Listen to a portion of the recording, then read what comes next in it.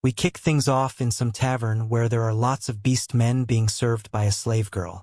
The beast men talk about some kind of rumor regarding a master who has conquered a harem of monster slave girls.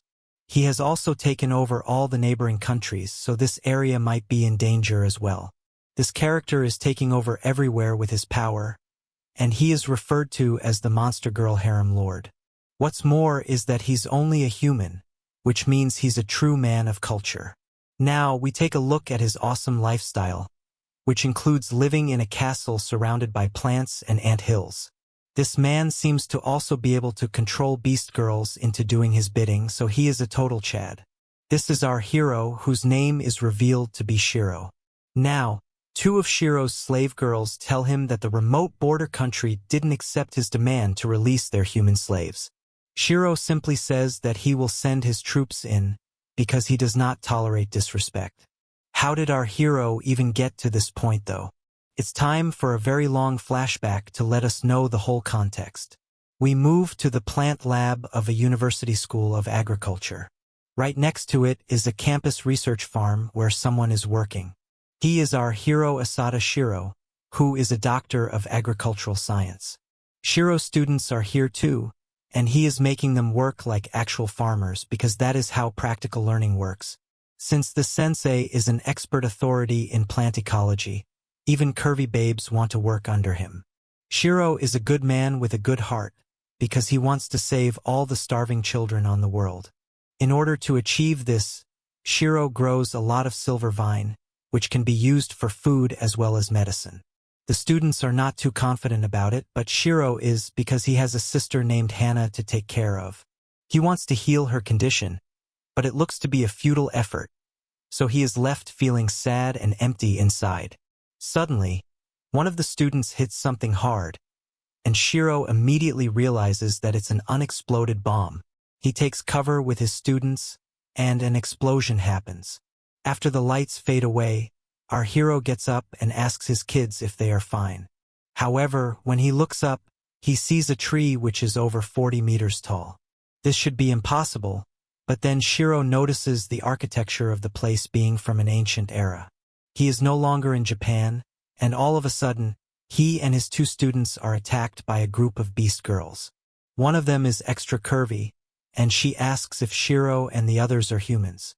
Our hero can't believe that she has cat ears and a tail, so she is definitely not some girl doing cosplay. The cat girl does not like to see Shiro asking questions, so she smacks him away and says that he needs to be the one answering to her. Shiro explains that he is a professor and the other two kids are his students, but the cat girl does not know what a professor is. She reveals her name to be Lady Savannah, and she suspects our hero to be a spy. Shiro claims to be innocent, but Savannah does not care, because she is going to use him and his students for her entertainment. The kids are taken to the slave rooms, but our hero is being taken to the arena, which makes him suspicious. As he enters the town, he can see that it is filled with therianthropes, or in simple language, cat girls. Then, he notices a girl butchering the carcass of a giant ant, so he is in for a wild ride ahead. The cheering from the arena in front of him is loud and clear, so he is taken inside to see what's going on. He notices that the beast girls are forcing humans to fight against them, despite being at a disadvantage. There's a little girl in the arena who is up against a prime cat girl, and she looks very similar to Hana. The cat girl gets ready to attack, but Shiro can't stand to see this, so he calls out to her, asking her not to do it. However, it is of no use as the cat girl strikes down the innocent human girl in one shot like Saitama. The audience can't believe that the human girl is not going to counter, but the cat girl, whose name is revealed to be Mia, constantly attacks her. Our hero realizes that Mia is intentionally not inflicting any fatal wounds onto the little girl, because she wants to draw out the torture. It's exactly like how a normal cat also toys with its prey, but it reminds him of his own past with Hana. They were both mistreated by people while growing up, and Shiro is fed up of how even other worlds have the same ideologies. It angers our hero that the crowd is actually enjoying what is happening to the poor girl. But then one of his students starts to panic over what he is seeing. He fears that they are all cooked, But the cat girls don't appreciate too much noise, so they slash at him and tell him to shut up. Savannah tells him that she will slit his throat the next time, but Shiro tells her not to lay a hand on his students. She does not care, and slams his head onto the floor, stating that dozens of slaves die in this arena every single day. Shiro is getting really upset now, because he can't stand to see such harsh treatment. This is a very ugly world, even though it may have some very pretty babes. This makes our hero decide that he is going to take over this world now. He may not have the physical strength of a beast man, but he does have a secret trick up his sleeve. Now, Shiro runs away, but the cat girls don't stop him because he is jumping into the arena. He then stands in front of the slave girl and says that he will fight in place of her. He also tells Mia that she will have to treat the child if he wins the fight. Savannah is asked for guidance, and she says yes because she is entertained. Now, it's Mia versus Shiro, so things are going to get very interesting. The audience laughs at our hero because they don't think he has a single chance of winning. The stance that Shiro takes is that of an amateur, so even Savannah has no hope for him. Mia gets into position, and she says that Shiro is going to regret his decision. She launches at him, but our hero had expected this to happen. This is because felines wiggle their bottoms right before an attack. Mia had done the same thing, so Shiro was able to predict her move. Our hero is able to dodge the attacks, but just barely, so he will need to use his secret technique with the right timing. The cat girl goes at him again, but then Shiro sprinkles something at her. Mia thinks that she is being blinded, but these are actually silver vine fruit galls that Shiro had taken with him from his original world. He's taking a gamble because he does not know if it will work, but based on the giant ant he saw earlier, it is a calculated risk. The ant that was being cut up was similar to an Argentine ant. These ants secrete a substance which is intoxicating to cats. So, by that logic, the giant ant was being cut because it could be used as a drug. Silver vine has something similar, and is considered to be an alternative to catnip. Bro has some serious big brain energy, and it works because Mia is getting visibly affected. She drops to the ground, and Shiro can breathe a sigh of relief because it took him everything to be able to dodge her attacks. He is a human after all, but Mia does not want to give in. Shiro tells her not to fight it, and then he rubs her chin, which is something that cats really enjoy. It works wonders as Mia seems to really get into it, and she even acts as if she's not the only kitty that's excited. She wants more, and the audience is shocked to see what is happening here. Now, Shiro remembers that cats like to be touched in the areas around their tails as well, so he does just that with Mia too. This is working out really well on Mia, as she is behaving as if her kitty water is leaking. The other cat girls in attendance can't believe what they are seeing, as tons of kitty water is indeed released. They get enraged, and they boo Mia because she is supposed to be the perfect warrior. However, she can't control herself or her curvy body anymore. She has no face left to show to the arena ever again. But Shiro also had no other choice, as he has not been sent to this world with any special powers. He then tells the judges that they should not drag this out. They can simply hit the gong and end the fight, which they do immediately. With that, our hero is crowned the winner of this battle, and he strikes a pose, farming immense aura. The audience is still bewildered as to what exactly Bro did to Mia, and then Shiro tells Savannah to fulfill her end of the bargain. She has to treat the child, and she smiles at him. She thinks that Shiro is using some kind of magic, but either way, she tells her girls to carry the child to the medical office. The reaction suggests that slaves who lose don't even get medical attention, which is messed up. Shiro knows that this is supposed to be a basic human right, so he turns to Savannah and asks her if she would like to make a deal. He reveals that he used silver vine powder to defeat Mia, and adds that it can be used as a drug for all the people here. Savannah will stand to make tons of profit if she sells this item, but she says that she could just end Shiro and make the silver vine powder herself. He answers by saying she will never understand how to cultivate it, and she will definitely need him for it. Shiro continues to say that the drug will make anyone go crazy here, and she should definitely hire him. Savannah likes to test the product herself, so she takes a taste and loses her mind. She feels like she's on top of the world right now, but it also causes her to have tons of intrusive thoughts. She demands for Shiro to give her his elephant, because she is way too thirsty to control herself now. Shady acts follow that too in front of a live audience, but Shiro is fine with it because this is exactly what he wanted. He wants to control this society with Silver Vine, and then completely take over once he has done enough. Savannah has an explosion, so she agrees to join forces with our hero. Even Shiro is also glad that he was able to convince the cat girl to give in to his demands. After they are done, Savannah tells Shiro that she had an amazing experience, and it wasn't only because of the Silver Vine powder. Our hero does not care and rushes away, making Savannah feel left out. However, she knows that he must be going to see the child who got injured by Mia.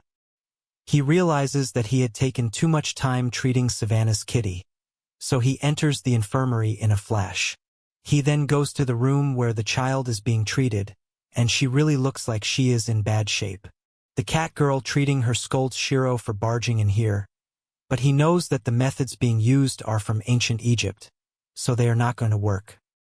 He tells the cat girl to move aside, as he will treat the child, but of course, the Dr. Cat is not too happy about it. Savannah shows up and tells her to let him do it, which surprises the Dr. Cat. Our hero then uses mugwort leaves to temporarily fix the issue, but he laments the fact that he does not know much about medical treatments. After all, he is more of the food and agriculture guy, but he must come up with some kind of solution. Having said that, he makes it a point to save this girl, no matter how hard it will be for him. After a lot of hard work and effort, Bro sees that his methods are actually working. The little girl opens her eyes, which is a very good sign. She asks where she is, so Shiro explains to her that she had collapsed in the arena. He says she is fine right now, and she thanks him for saving her life. Seeing her face reminds Shiro of Hannah, so it is a very emotional moment for him.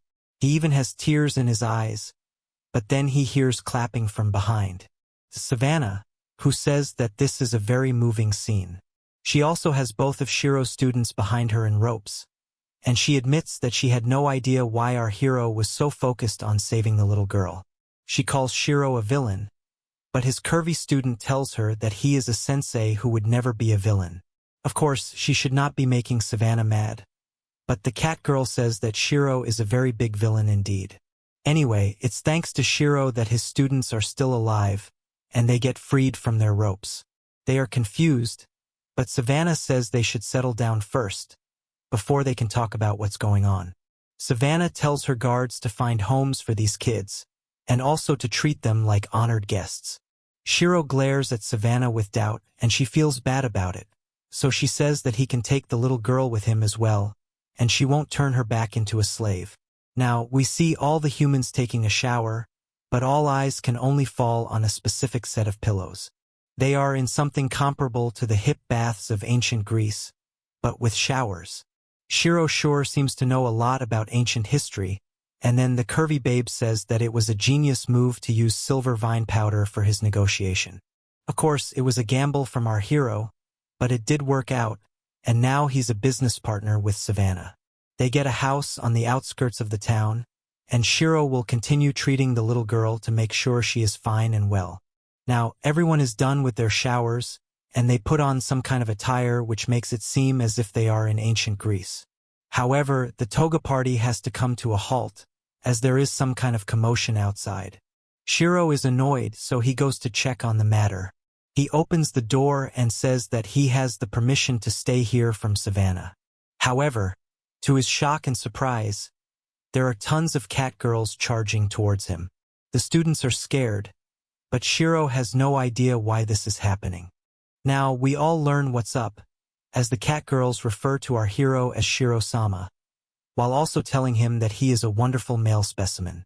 This is just how Comic Guzzler's logic operates, but Shiro is just happy to know that these girls are not his enemies. After all, it would be a huge problem if these many cat girls attacked him, but it looks like they do need to get their kitties treated. These babes can't control themselves anymore, as they want our hero to mate with them. However, They are not allowed to move any further, as Savannah's guards stop them and say that this is as far as they go. It turns out that the guard stopping the other girls is none other than Mia, which takes Shiro aback. She says that she does not wish to be here either, but she has been assigned to be his bodyguard, so she does not have much of a choice. Over here, cat girls always seek out strong mates, and since Shiro won so easily at the arena, he has now become a Riz master. This is also why Savannah sent Mia to protect him, because she knew that something like this would happen to her lover boy. Now, Mia tells the other girls to go back home, but they simply mock her for losing to Shiro in such a pathetic way. Mia is upset because she has no more respect due to her loss, but it's even worse that she has to be guarding a Huma of all people. The super curvy student tells Mia that she may be acting like this, but her face is all red, probably because she also wants to get with Shiro. The cat girl tells her not to push it because she will end her otherwise. Now, we finally learn that the pillow girl's name is Ayasuji, but we will call her Aya from now for convenience. Shiro tells her that she should be thankful to Mia for protecting her, because it would have been bad news if he was attacked by thirsty babes. Aya says that she was just worried about her sensei, but Mia does not like the fact that our hero is acting like such a gentleman. After all, he was the one who embarrassed her in the arena, but at the same time, she is getting a feeling from inside. It could be her beast instincts that are telling her to get with a strong male, and she could also be feeling the after effects of the silver vine drug. Now, Shiro tells her that this whole thing of being his bodyguard actually works out well for Mia too. She does not understand what he means by this, so he explains that she anyway can't go back to the arena after a hilarious loss like the one she had. However, if her warrior status was taken away from her, then people would think of it as punishment for losing to a human. So, for her to be suddenly reassigned as a bodyguard makes things very convenient for the cat girl. This means that Savannah is actually considerate, despite what she lets on. Mia is upset, but she looks cute as she scolds Shiro for acting as if he knows everything. Suddenly, we hear a voice saying that Shiro does talk too much, and it turns out to be none other than Savannah herself, who is silently sitting on the side. She tells our hero that he is reading too much into her beast girl intentions, and he might earn himself an early grave if he tries to cut things too deep. Mia can't believe that Savannah was able to dodge her senses, and even Shiro commends her for being able to conceal her presence so well. The cat girl now wants to pick at her lover boy's brains, so she draws a chair and tells him to sit down. After all, they have a lot to discuss. Now, Shiro and Savannah begin their discussions, accompanied by Aya, Mia, and the male student whose name we still don't know. Savannah confirms the plant's name to be silver vine, and she wants to know how much time it would take to cultivate it on a large scale. Shiro states that the planting season for silver vine is between November and April, with the harvest being from August till September. If the climate is the same as how it is on Earth, then it would roughly take a whole year to get the job done. Savannah is not happy about this, and says that it's way too slow. Shiro says that she can't expect the plants to grow like the Flash, so they will just have to make do with what they have. Even so, Savannah does not find this to be acceptable, as she hates waiting for things to happen. Shiro simply tells her that unless she has a way to accelerate plant growth, there's nothing he can do. Savannah says that she does have a way, but it won't be possible right now. Our hero then asks Savannah if she knows they already have an alternative to silver vine, which is the substance from the giant ants. The cat girl is aware, but the quality from the ants is nowhere close to what the silver vine powder gives. Aya is a bit surprised to hear about giant ants, because she didn't see any on her way here. Not to worry, because Shiro is all we need. He knows that these ants release the substance as a defense mechanism, and the same substance is traded in this world as a luxury item. Savannah likes Shiro's intelligence and perceptiveness, as she explains that their neighboring country is called Antinos. This place is ruled by the ants, and it looks like the cat girls are in a constant battle with them. Savannah mentions how they release the same substance during fights, and Shiro states that it's called iridomyrmecin. Savannah does not care for such long names, but she does care about how weak her people are to this scent. It renders them unable to fight, so the cat girls are never able to go all out against the giant ants. Since it's so rare to beat them, the substance trades at a very high price. Of course, now that our hero is here, the situation has changed significantly. Shiro asks Savannah what she has in mind, but she tells him not to play dumb with her, because she knows he can find a way for them to win the war against the ants. The queen cat girl wants to end all the ants and take all the substances they have on them.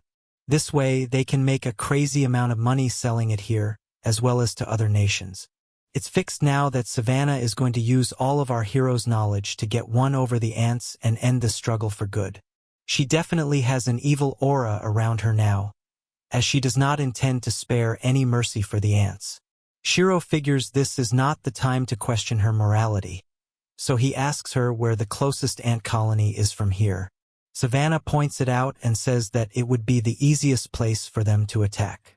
Shiro then says that he should scout the area, but the cat girl has no idea what he means by this.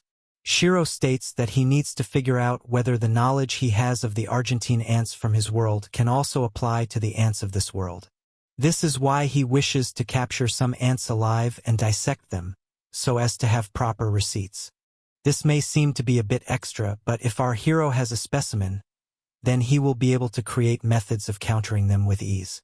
Savannah decides to give it a shot, but she maintains that this will be more of a proper attack rather than just sneaking around for information. The beast folk are not known to be sneaky, so she wishes to keep up the same image. Savannah tells Shiro that he must conquer this colony properly, and he doesn't have much of a choice, so he says okay. Now, Savannah hands over an orb to our hero, which was first taken from the Dryads. This orb can be used for communication purposes, so she tells him to contact her once he is ready to go. She leaves, and then Aya asks Shiro if he really wants to dissect these ants. The make student also says that it's a bit much, even for Shiro standards, but then our hero changes his whole expression as if he's a completely different person. He says that he was simply doing a short and sweet deception to trick Savannah, and he does not intend on any dissection. He believes that a human's true nature is shown in his intelligence, not in his appearance. He must be a caring man if he wants to be someone that Hannah looks up to, and he believes that the ants should also be treated equally. However, to understand the assignment properly, he will need to engage with them and find out the truth. This whole thing was a ploy to buy more time, and the students are pleased to see that their sensei really is the MVP. Now, we see the little girl from earlier, who is happy to know that her savior really is a kind man. Shiro realizes that she has still not told us her name yet, so she reveals it to be Fiona. She wishes to go along with our hero on his mission, but he says it's too dangerous for her, as there will be some strong enemies. Shiro would much rather have Fiona go back to her parents once her wounds have healed. Sadly, she states that her parents are slaves her as well, so she does not want to be left alone with the beast folk. Shiro is still a bit reluctant, but he figures he has no choice, so he'll take Fiona along. In order to keep her safe, he will definitely need to come up with some kind of weapon against the ants. Mia is in attendance and she does not know what weapon a human would use here, but Bro is a genius, so he already has his solution. Basically, he is going to use red hot chili peppers but not the band to make capsaicin spray, which is in essence an insect repellent. He now gets to work on his project to repel the bugs, and he probably dreams of Californication while doing it. Mia, on the other hand, thinks his idea sucks because this weapon is not even good enough to kill the enemy. She then decides to train because in battle, the only thing she can rely on is her muscle power. Aya thinks that Mia is very mean, but the male student says that the cat girl does have a point. How will these humans use insect repellent in a fight? However, Bro seems to be glad that Mia has left the building. Everyone else is confused, so our hero reveals that while he does wish to make insect repellent, his true goal lies somewhere else. He actually wants to make insecticide, which is a lot deadlier than any repellent would be. This naturally shocks everyone because it's kinda out of pocket. Anyway, Shiro says that in the university, they would grow Dalmatian chrysanthemums, which naturally had a substance which could kill insects, known as perethrin. Even a small amount is enough to end an insect, thus making it a very effective poison. Our hero will extract some of it with ethanol as a catalyst, and this will give him a great weapon. The male student says that they should not kill any of the ants, and Shiro agrees with him. However, he knows that if the beast folk found out about the insecticide, then they would distribute it amongst their troops and cause a massacre. This is why only humans can keep this weapon, and it is only to be used when their own lives are in danger. The male student still feels that they should tell the cat girls about the weapon, but Aya tells the fool to shut up. Fiona is on board with whatever Shiro says, but he still feels bad that he's dragging these innocent people into such a horrific experience. It's time to make the insecticide now, so they need to go to the laboratory. Thanks to the plot armor, this house from an ancient era magically seems to have a lab, which also contains dried chrysanthemum flowers. We are not sure if the lab also got transferred to this other world because it's not clearly mentioned anywhere, but we'll just assume that has happened for now. There's a lot of flowers, so the male student complains about having to crush them by hand.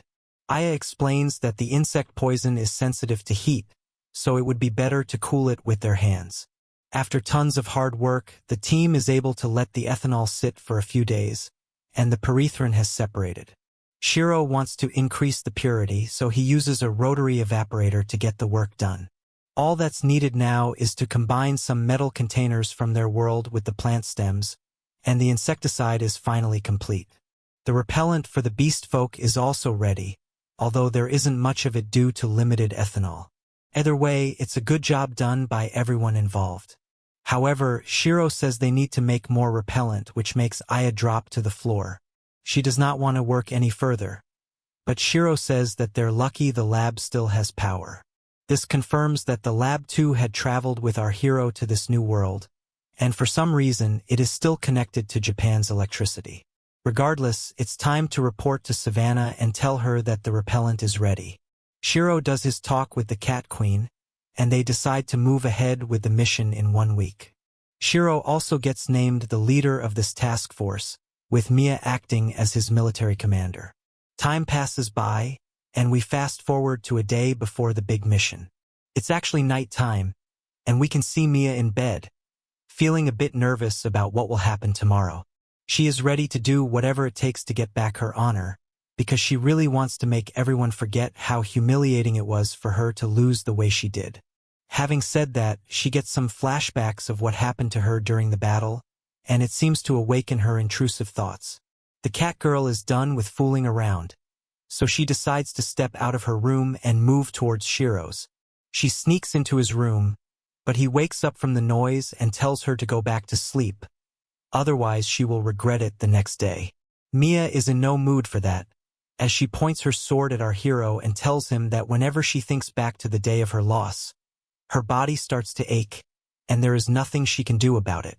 The shady intentions are very clear, as Mia tells Shiro to take responsibility for what he had done to her.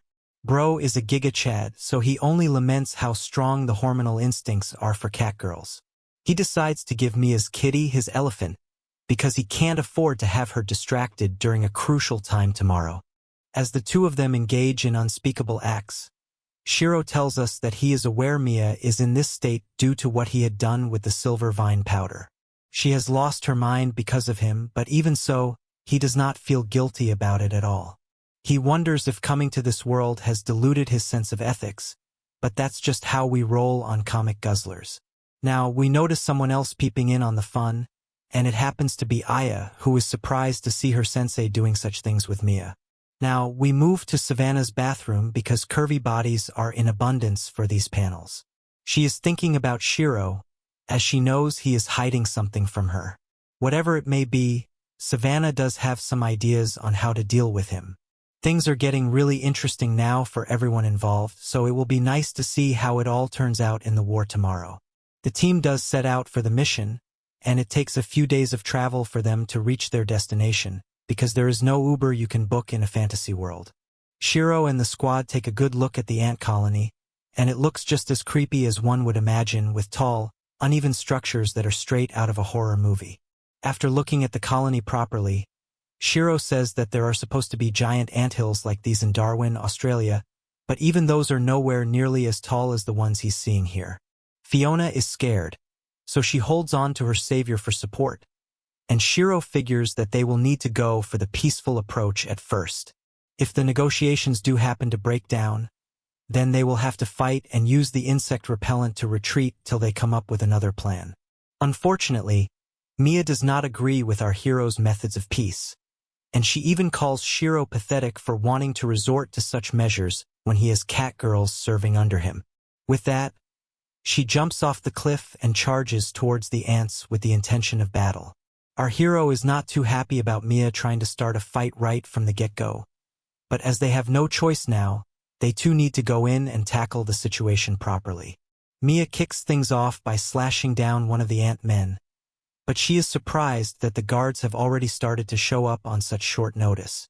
Shiro also arrives and tells her not to kill any ants, although she's more impressed by how quickly he was able to make it here.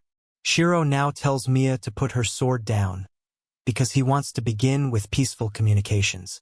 Mia is not too confident in what our hero can achieve, but he goes ahead with it and tells the ants that he is not here to fight them. He says he wants to see if they can have friendly relations, but these giant ants don't seem to be the friendly type. On that note, he tells the others to bring out a cart, which he presents to the ants as a gift. The cart is filled with barrels containing nectar, which makes for an enjoyable meal to these ants. None of the students or even Fiona knew about this, but Shiro knows what he is doing. The nectar is sugar and amino acids extracted from plants, which is the perfect source of nutrition for the ants. He then tells them that if they are willing to be friends with the beast folk, then he is willing to supply this nectar to them on a daily basis. Things look to be on a positive note, as the ants don't attack Shiro, but actually check the nectar barrels. Our hero knows that regular supplies of nectar could help him turn these giant ants into mercenaries for him, so he just hopes that this is enough for them to become friends with him. Aya is quite impressed by what her sensei has done, because he has clearly planned way ahead for this. Now, the ants point at our hero, and they seem to be saying something to him. Both Aya and Fiona are shocked to see that these monsters can talk, which means they have an advanced sense of intelligence. Shiro knows that ants can communicate by vibrating their petioles to produce sounds. Our hero can appreciate the effort these ants are making, so he offers his hand to them and says that this is a sign of friendship to the humans. In an image that no one from this world would have imagined, Shiro and the lead ant shake hands, and the students celebrate this with Fiona. It's a great moment and everyone is happy, apart from Mia, but then something happens. A giant figure shows up from behind the lead ant, but it looks more like a cat girl than an ant. This figure scolds the ants for shaking hands with the enemy, and Shiro is concerned by what he sees. This strange cat figure gives her mana to the ants, and tells them to end all the foreigners who have come to their land. Suddenly, the color of the ants' eyes change, and they become violent. This is a bad sign, and there clearly seems to be an imposter somewhere. Shiro can't understand why the ants have become hostile, but he needs to act fast. So he tells the cat girls to begin the battle. The main aim is to use the repellent and retreat, but Mia confronts the lead ant and says that it will just be better if she and he sort things out by themselves. After all, they are the strongest fighters from their respective sides, so the two of them commence the encounter. An intense battle begins, and the fighters give it everything they've got. After a bit of fighting, Mia figures that she and the lead ant are evenly matched, but then the opponent launches some kind of long-range attack on her. She is able to block it with her shield, but this is only because Shiro had told her about this move in advance. Unfortunately for the cat girl, even though she has blocked the attack, its aroma is enough to affect her. However, before she succumbs to temptation, Shiro throws something at her, which is revealed to be cot leaf powder. It is a mild stimulant, but the pain from the blow is also enough to bring Mia back to her sense. Now, she reaches towards the insect repellent and decides to use it on the lead ant. However, there seems to be some kind of explosion when she launches it at her enemy. The match is over now, as the lead ant falls to the ground, poisoned and ended. Shiro notices that Mia is unharmed, but the problem is that what she used was lethal, which means it's not repellent. Mia actually has insecticide with her, but our hero is unable to understand how she got her hands on it.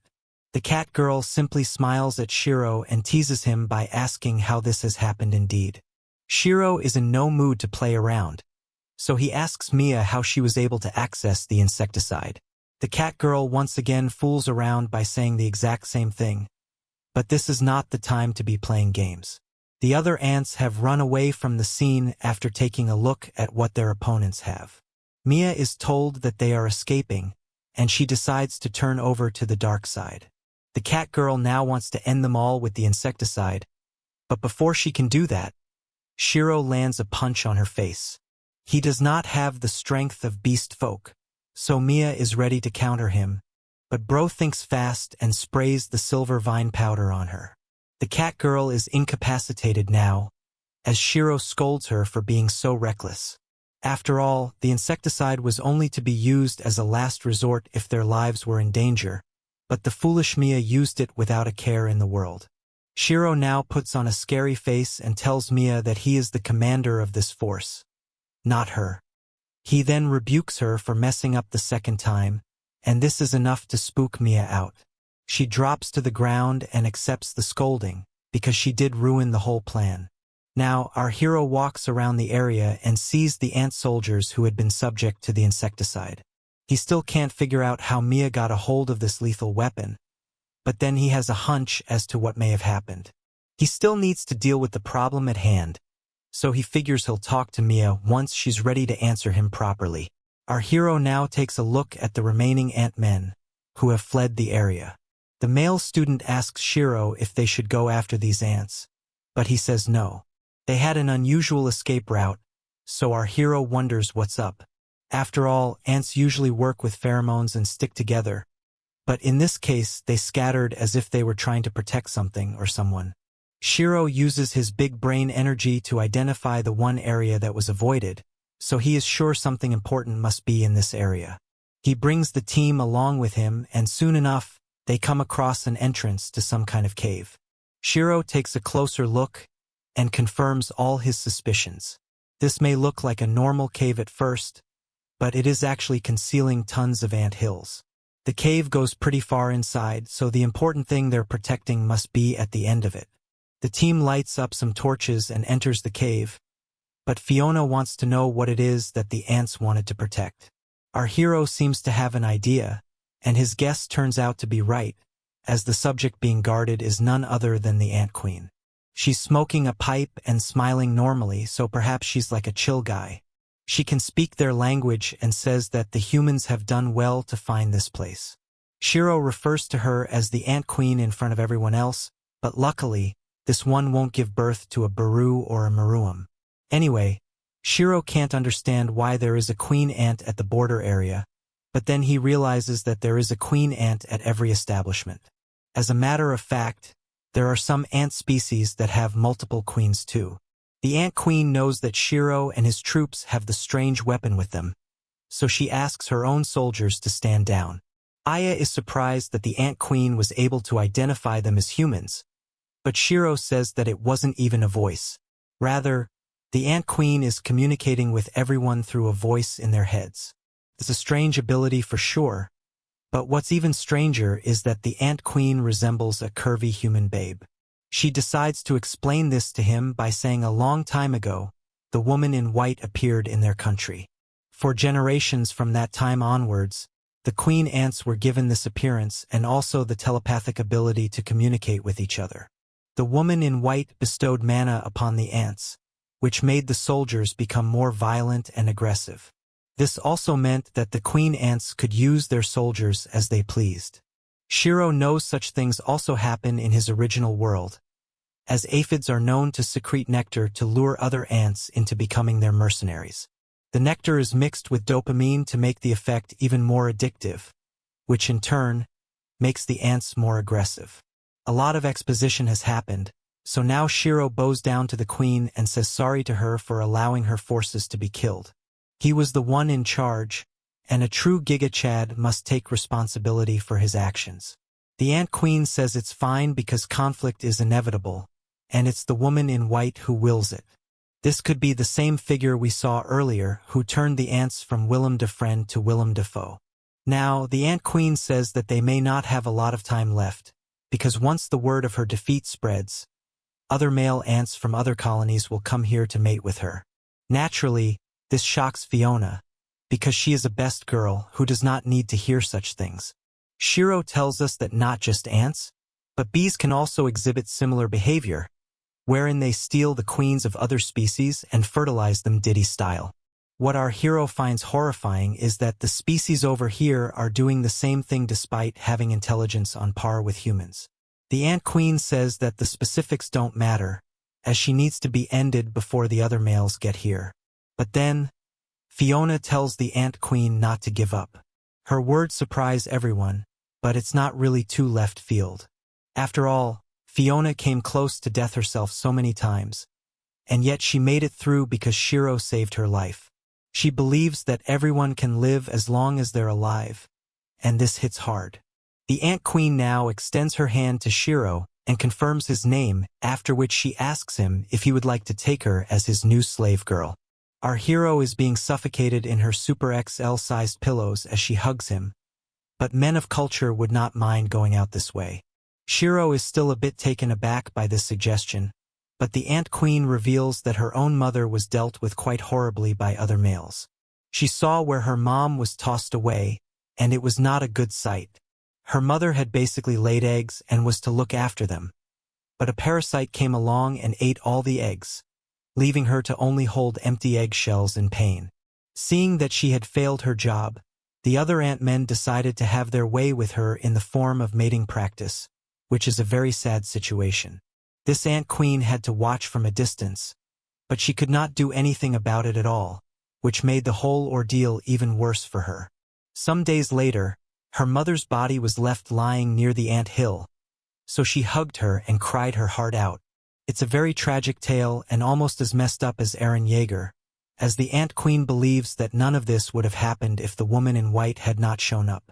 After all, the ant-men were like Paul Rudd before she dropped by. Back to the present. The Ant Queen tells Shiro that she does not want to end up the same way her mom did.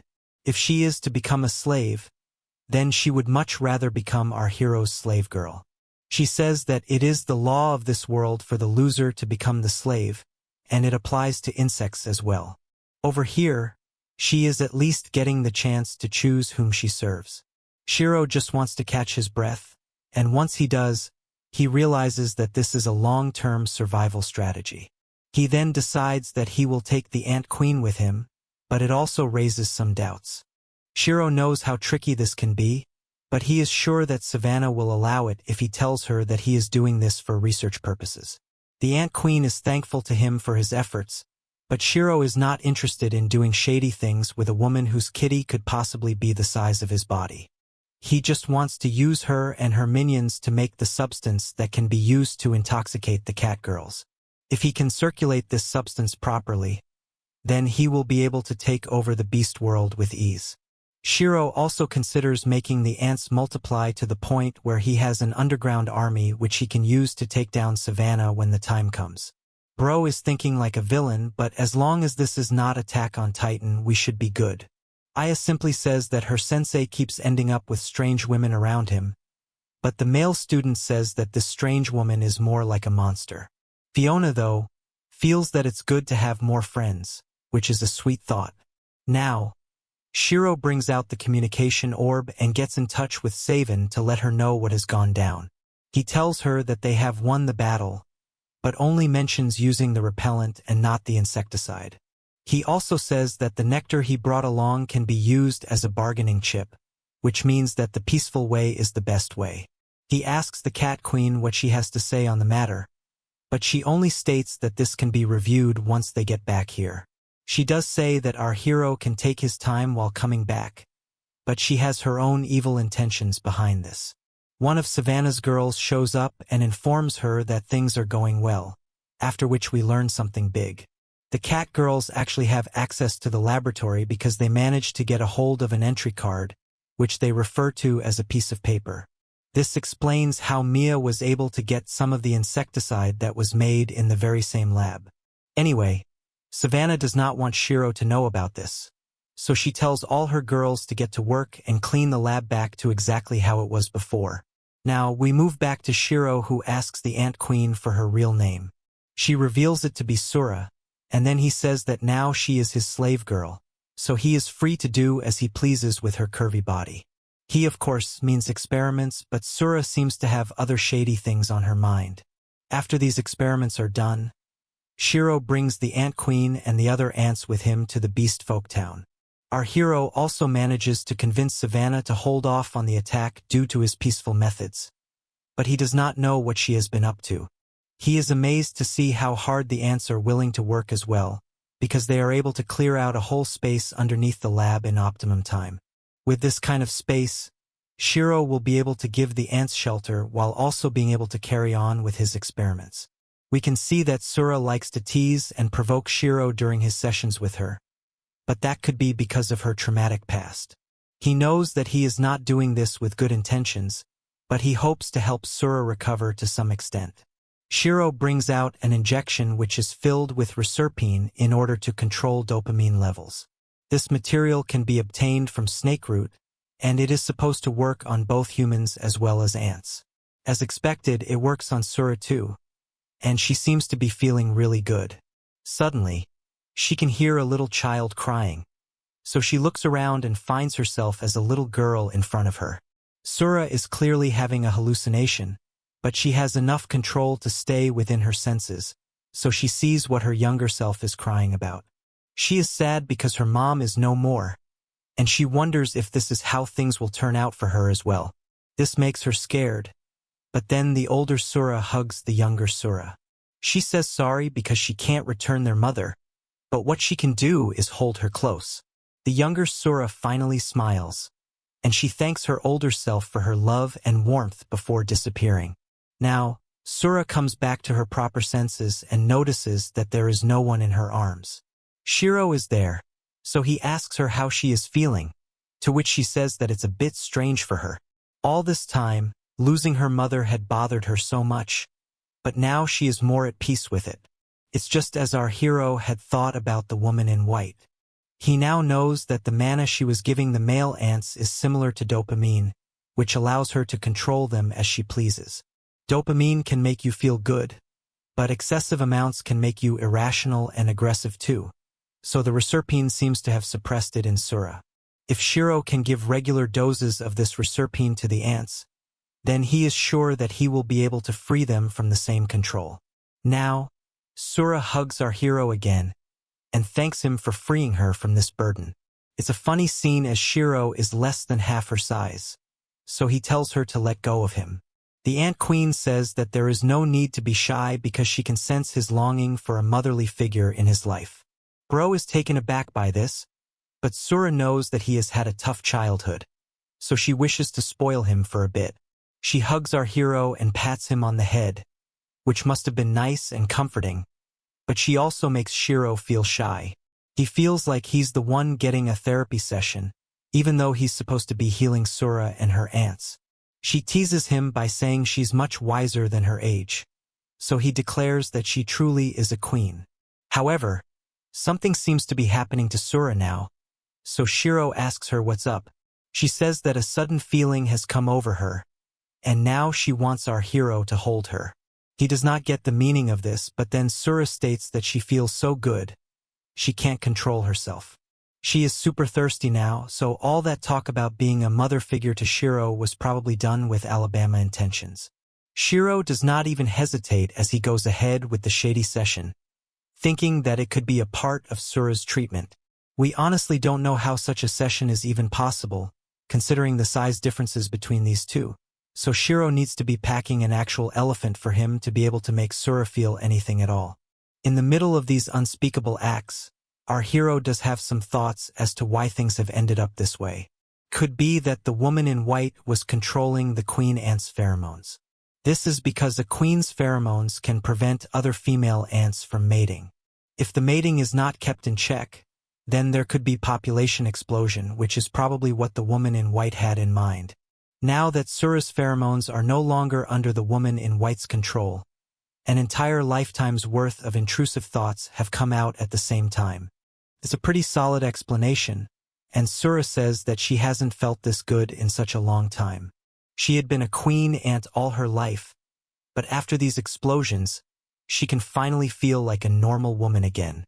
The couple gets done with their shady acts, and decide to rest for a bit while the men of culture at Comic Guzzlers applaud our hero for achieving something even series could not.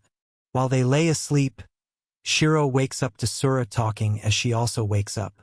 She begs him to defeat the woman in white because she wants to avenge her mother and save the people of her country. Shiro pats her on the head and is glad that his queen babe has finally said what her heart desired. However, he asks her if she is sure about this, because opposing the woman in white will most likely lead to the people of her country suffering. Sura is fine with that because she understands that sacrifices will have to be made. She just does not want her people to be controlled by the woman in white. Our hero is surprised to see how kind and considerate the Ant Queen is, even though she has had to live through so much pain for so long. He had thought that this world was based on the strong bullying the weak, but it seems that not all the inhabitants are bad people. Now, Shiro heads towards the library, but his students and Fiona come running towards him with bad news. The male student says that the beast folk are leaving to invade Antinos, which does not make sense. What's worse is that they also have a full supply of insecticide, which should not be possible at all. Shiro now thinks back to his hunch on what the cause could have been, and it turns out that he was right about there being an imposter among us. The panel shifts to Aya now, who is giving off a very creepy smile. Of course, Shiro is still bothered about Savannah getting her hands on the insecticide, and the male student says that it could have been one of their own who let this happen. Shiro raises his hand and asks him not to say any more, but this is really odd behavior from him. It's almost as if he knows who did it and is trying to protect the saboteur. That's when Aya steps up and thanks her sensei for covering for her. She then smiles and says that it was indeed she who had given all the information about the insecticide to the beast folk. Before the mission had started, Aya had shown Mia how to make insecticide after she did shady things with Shiro. She then gave her own ID card to Savannah so that she and her catgirls could access the lab. Now, the beast folk can manufacture insecticide for as long as they want, but Shiro wants to know why Aya would betray him. She says that even though she believes in her sensei's mission of peace, but that's only because she adores him.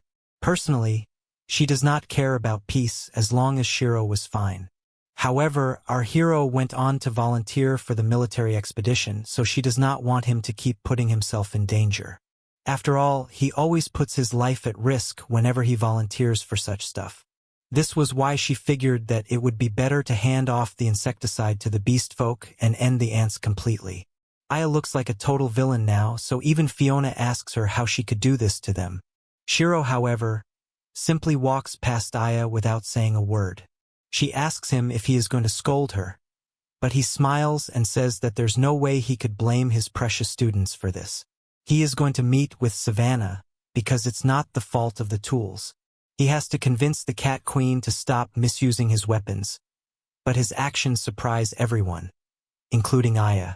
After all, the curvy student may have just caused a massacre, and yet nothing was said to her. Now, our hero confronts Savannah in the audience chamber and even scares her with the face he's making. Shiro wastes no time at all and grabs Savannah, after which he orders her to stop using the insecticide. The guards get ready to attack him, but Savannah tells them to stand down for now. She then states that she simply cannot stop invading, especially after the first success with the advance force. With so many corpses already, it's too late to turn back now. Savannah then tells Shiro that he should lead her suppression force, which takes him aback. The Cat Queen says that our hero knows how to use high weapons the best, and he already has tons of knowledge about the ants too. Shiro tells her to stop acting goofy, but Savannah smiles at him and asks if he really thought that everything would go according to his plan. Shiro thinks back to when he had first suspected Aya of leaking the insecticide, but chose not to say anything about it. He must have definitely expected this to happen, and Savannah says that it was just easier for him to ignore it. She then says that humans think they are so great because of their intelligence, but it is that same trait which leads them to make weapons such as Isekai'd. The Cat Queen then tells our hero that she and he are the same type of villain. This is exactly why she likes him, so she hopes to heat a favorable response from Shiro on leading the suppression force. She also says that she liked the part where Bro choked her, which goes on to show she is still thirsty for his elephant water. Of course, Shiro is absolutely devastated now, because he does not know what to do next. He goes to Sura and tells her everything, but she asks him why he is hesitating. She knows that sacrifices will be needed to stop the woman in white, so she is fine with the bloodshed. The Ant Queen then states that it would be better if Shiro did become a general, because then he would be able to end the fighting sooner than the beast folk. She is ready to support him too, with details about Antinos which should give him a crazy advantage. However, Shiro starts laughing like a maniac and says that he now even has approval from the Ant Queen. Sura is a bit concerned by his demeanor now, as he asks her for all the information he can get to end the enemy once and for all. His eyes have the look of a crazed murderer, but Sura feels that it's only because he has to convince himself to fight this battle. After all, he has been under so much stress ever since he came to this world, that too despite not having any special powers. It is quite impressive that he has survived until now, but even a Giga Chad can sometimes give in to despair. Sura says sorry to Shiro for him being in such a situation, but she does trust him to deliver. He thanks her for the support and begins his plan to attack. We move to the war planning room now, where our hero has come up with a strategy for Savannah. However, the route he suggests does not make any sense to the Cat Queen. This because the route would require permission from the dragon folk. Just as this is said, we can see some dragon girls taking a bath, and one of them senses that someone is going to be coming here. Of course, we need a bit of a flashback to our hero accepting Savannah's offer as well. The Cat Queen was quite confident that he would do it, but Shiro had one condition, which was to free all the slaves from the arena. Of course, Savannah did not take too kindly to this, because she could not simply just release all the slaves. The arena is a major source of money, and she was not ready to part with it. Shiro simply said that he'd walk away if she refused, so Savannah told him not to get so arrogant. However, she also understood that the strong need to be rewarded, as that is the way of the beast folk. To start, she would free 1/3 of the slaves, and then she would release another 1/3 after Shiro would beat the ants. Our hero asked about the remaining slaves, but Savannah said that she needed them for the arena. If Shiro did want them so badly, then he could simply buy them all with his reward money. Bro is fine with these terms because it means he will have to fight for their freedom. Of course, he'll need some money for this, but he seems to have a plan. We now move back to the present, where Shiro is a nation military commander. He lays out his new plan for the invasion of Antinos, but the cat girls are simply taken aback by his Rizzed. Since he is a human in such a high position, the girls figure that he made the new weapon, and the simple thought of it is making their kitty water flow. Shiro lays down a map which has super accurate information about the layout of their target, thanks to the information he got from Sura. Shiro says that even though they have the insecticide, the ants have a massive advantage in numbers, so a frontal assault does not make sense. It would be better to attack the base from the flanks, but Savannah calls him a fool because the intended strike spot is a wasteland known as the Molten Desert. Anyone who sets foot there will lose their life without any exception. However, Shiro feels that it's the same reason why the enemy will never expect them to attack from there.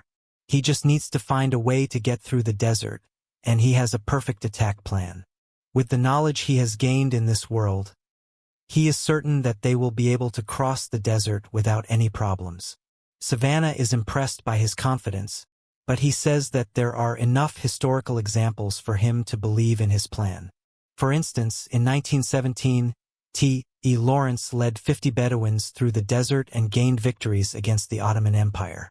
Bro wants to do something similar, but he does have something else to worry about, which is the dragon folk. They are strong people who have their territory bordering the area. If they were to pass with weapons, then a fight would be inevitable. The beast folk and the dragon folk are rivals, so it's not like Savannah can talk to them either. In that case, our hero decides to meet the dragon folk personally and get their permission to cross. Savannah doesn't believe Shiro can convince them, but he says that humans are the weakest race in this world, so the dragons won't be as tense while negotiating with him alone. Savannah once again appreciates his confidence, so she says he can go ahead and try his plan. Now, Shiro thinks about dealing with the dragon folk, but his research has not been focused on reptiles, so he needs to get some new information about them. Suddenly, Shiro notices some cat girls bullying Mia, who is in pretty bad shape. She has become a fallen warrior due to her failures, so the other cat girls bully her as they please. The girls seem to want to do shady things to Mia, but then Shiro shows up and asks them what they are doing. At first, they think he's a slave, so they tell him to buzz off, but then they realize that this is none other than Shiro, who is the new general of their army. They figure it's best not to mess with him, so when he tells them to get lost, they simply make cute faces and listen to our aura farmer. Shiro tends to Mia now, but she says that all of this is his fault. Her earlier behavior in front of Shiro at the ant colony was reported to Savannah, so Mia can never return to the arena again. That is why she has now been reduced to living in the slums. Bro can't believe that such a respected warrior would end up like this only because of a few mistakes, but it looks like this country is almost as harsh as YouTube's policies. Now, Mia asks our hero for the silver vine powder because she really needs it to take the edge off.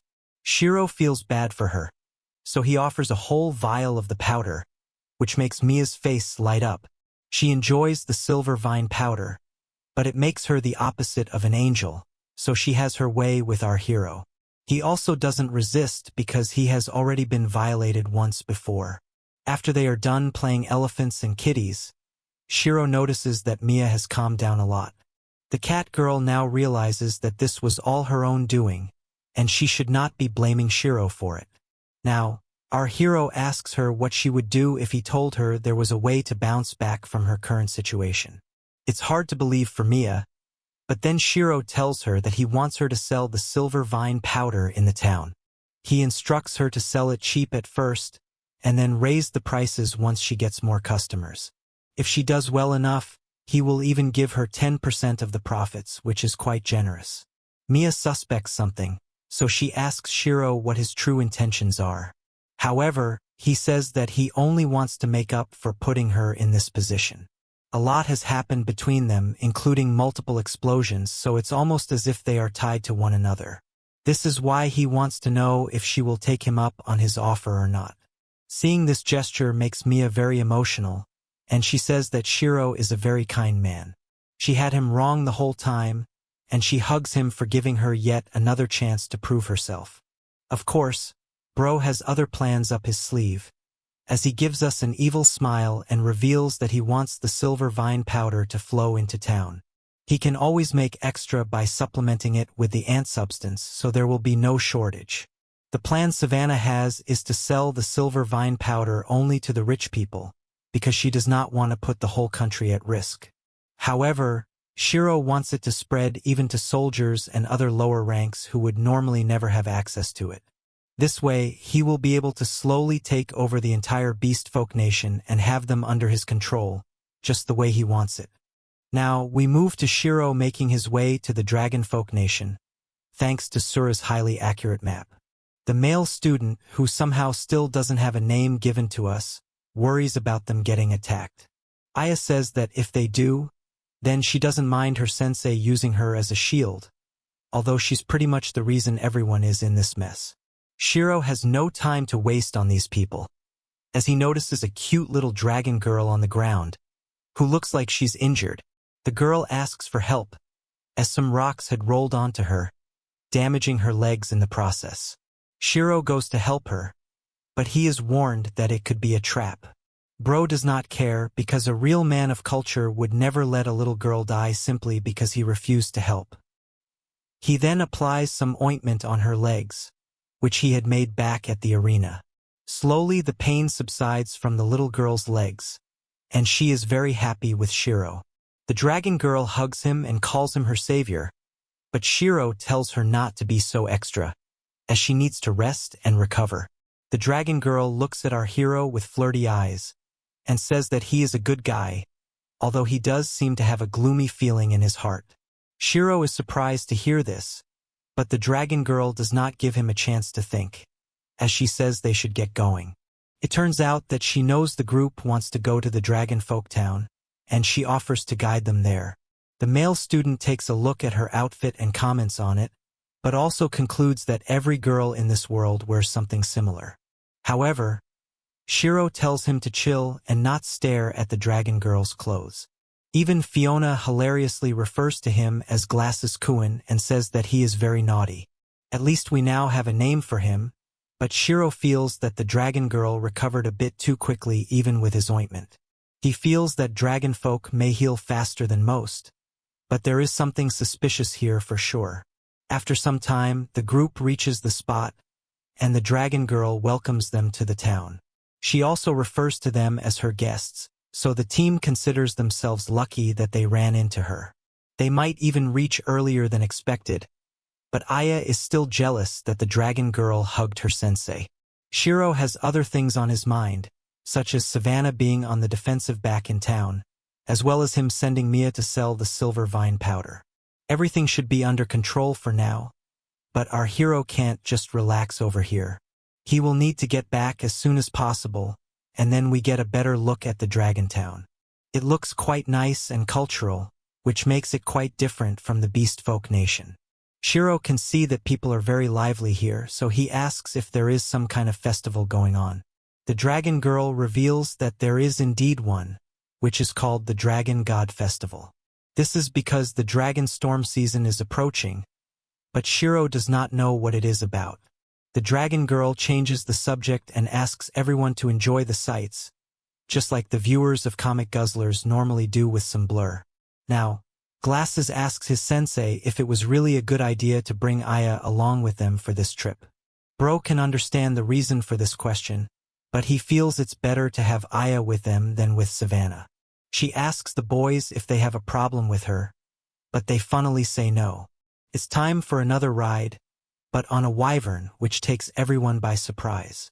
It turns out that they are the main method of transportation here, but even so, the humans need to be careful not to let it throw them off.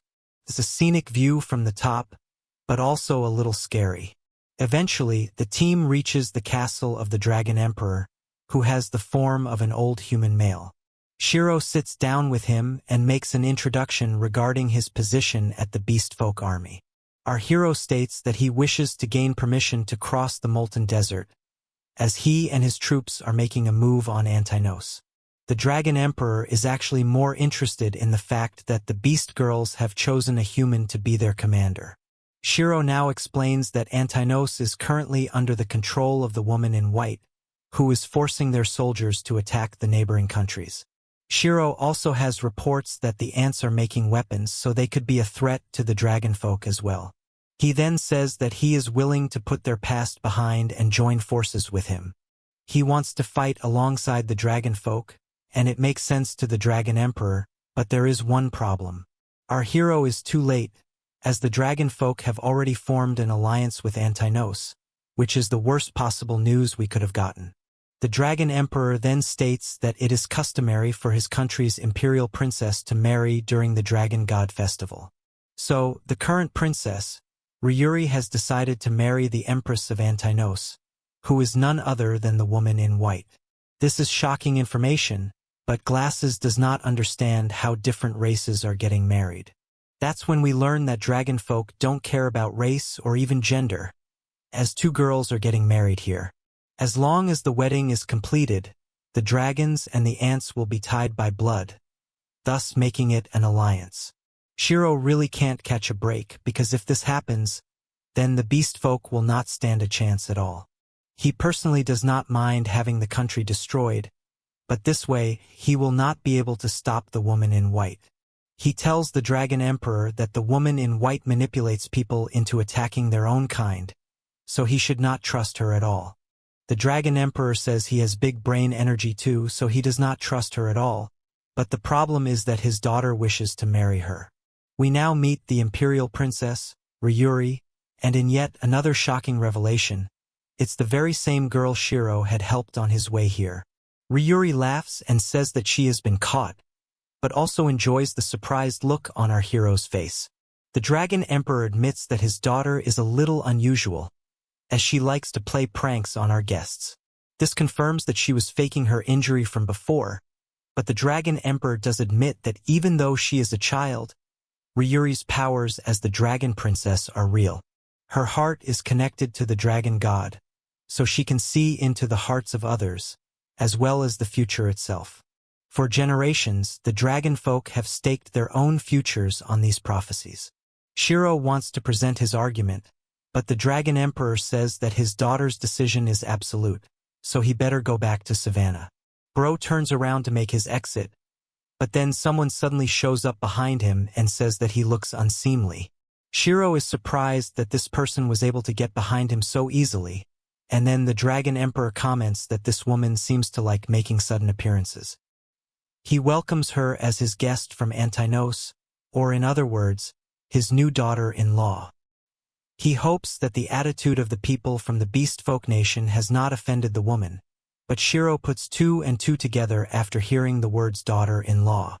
He also remembers her voice from back at the colony when the ants went hostile towards him. Then we have our big reveal that the woman who has showed up right now is none other than the woman in white herself. She does seem to have the ears of a cat girl, so her true identity seems to be a bit complex. What is the meaning of this new development? What plans does the woman in white have for our hero? And how is Shiro going to turn this situation into his own favor? Because the starting of the story did show him as an almighty ruler. I would love to find out these answers myself, but the problem is that we have run out of chapters, and it is also the end of the video. Like, share, and subscribe if you like this story, and want me to continue it like how you want me to continue the mommy chapters. There are not any translated chapters available online as of the time I'm writing this script, so I can't guarantee that you'll get another video soon, but I'll do what I can if you show this video some love. Okay then, I'll see you in the next one.